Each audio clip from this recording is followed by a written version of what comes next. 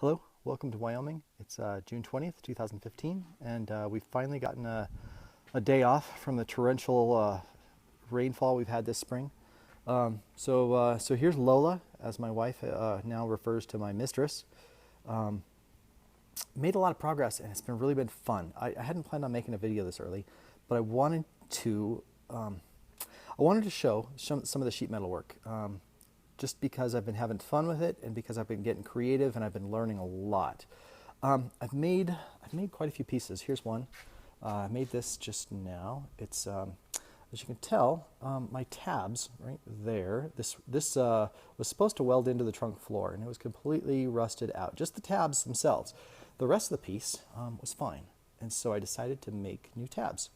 And so on a cheap sheet metal break.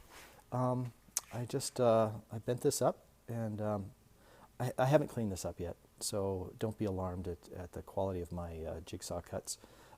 But basically, I'll just rosette weld this behind, and it's going to give me my tabs back. And once I grind down the excess, and I don't have it pushed in here all the way, and I gave myself a little extra space on the outside just so I get it right. It should be completely invisible. I've also done some stuff like this piece. Ignore the weld. I had the voltage set too high, and I adjusted it. So I've been making little parts like that, and I'm going to have to do the same thing on this side. Let's see. So here are my parts. The holes are there so I can essentially plug weld them in place. This will fit right there, and that curve matches the curve in the trunk floor, I assume, so you can get to this spot and grease it. My approach to repairs is, if I can fix it and have it be stronger than original and invisible, I will fix it. If I can't do that, then I will replace the part. And so I have obviously new floors and things like that. This was one that was on the borderline. As you can tell, this was pretty rusted out, and I didn't like it. And it basically was at that spot where the trunk floor welds in.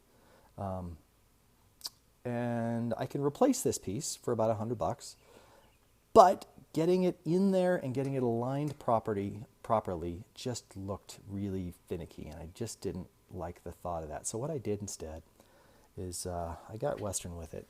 Sorry, that's a Wyoming vernacular, where if you live on a ranch, you just got to make everything yourself. You can't just make an order to Moss and have it show up in your doorstep. So anyways, I welded in some pieces behind, and I just did rosette welds everywhere I could, and then I ground out the holes. Actually, I cut them out with a jigsaw and then just ground them to where they fit properly. But this whole area down here, this is really going to be just covered up with seam sealer anyways, and so I'm just going to have to get a little more creative with the seam sealer. But the reality is, this is going to be stronger than it was. It should be completely invisible, and I didn't have to spend $100 on new parts, so it just took time. Anyways, it's coming together really well, and I've never been a welder before. This is all new to me. I also got I had on the back side of the trunk floor, there was a little hole, and so this whole area filled in with dirt, and obviously then rusted through, and so there was a pinhole there which I didn't like, so I cut out that whole section and welded it in a new spot.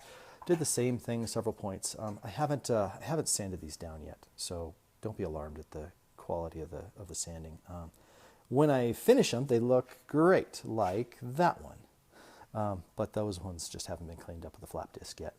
But I did several, and just anytime there was a pinhole or multiple pinholes that I didn't like, I just would cut out to where the extent of where I knew the metal was really good and weld in a patch piece. And I did the same thing there, and I did this area here, and then this whole area was just kind of non-stop pinholes. It wasn't ever really rusted through. I just didn't like the quality of the metal, so I fixed that. And so the reality is, my chassis is coming together really, really nicely, and I'm just thrilled. And for never having welded before, it's been great. I originally had a Clark welder, and I just had fits with it. It leaked gas. I couldn't get consistent welds with it. It just drove me crazy. So I read reviews everywhere. Ended up buying this little Eastwood welder for $299 shipped to me. And I tell you, it's just been a gem. It just produces great welds, and I'm having a great time with it. You know, I think when you do a car like this, you make compromises. I cut out the sills here. So that sill was just a rusty mess. I cut it all out, and I fit a brand new one in place from AH Spares, and it fits beautifully. And I haven't welded it in place yet because obviously I had some pieces that I needed to patch in and some things like that. Ideally, I would have done it the right way, and I know the right way to it, and that's to install the engine and transmission before I do it. Unfortunately, my engine was in little bitty pieces. It came to me as a complete basket case, and so it seemed silly to put the engine together so that I could put it in the car, so I could flex the chassis, so that I could take it then back apart and get it rebuilt. So that just isn't going to happen. And I'm going to do it the wrong way, which is the way Matthew Rendell did it. He got away with it, and he's a better craftsman than I am, but I still think that the second I cut up that sill, my door gaps opened up just a tiny bit. They're beautiful.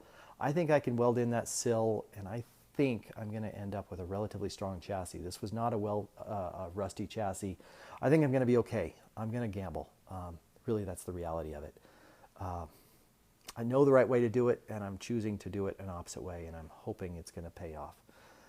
So anyways, let's see, other work. So my engine is at the hot tank right now. So that's really been fun. I've never really done engine work before, but I took apart the cylinder head, and the valves are shot. The valve guides are completely shot. They kind of, in a couple of cases, they were fused together. And so I removed all the paint from my fenders, and they look really good, with the exception of, I suppose every time you do stuff like this, you learn something, a little archaeology. You can see this one right there. Someone had clearly done some body work. I suspect it was a pro, in the fact that they welded in studs and then pulled them back and then covered it with a real thin layer of filler. So I'm hoping I can do that same thing again. They did the same thing right here at the very back of that one. Again, they did a beautiful job, so I think I can use that. The staining is, don't be alarmed, the staining is just staining. The rust is gone. But they look beautiful. And I'm really, really happy with them. I mean, to have all these fenders with zero rust at the bottom of them is fantastic. And the doors are the same way. The doors are on the car, and I have them stripped as well. And so you'll notice that my gaps are pretty good, pretty consistent.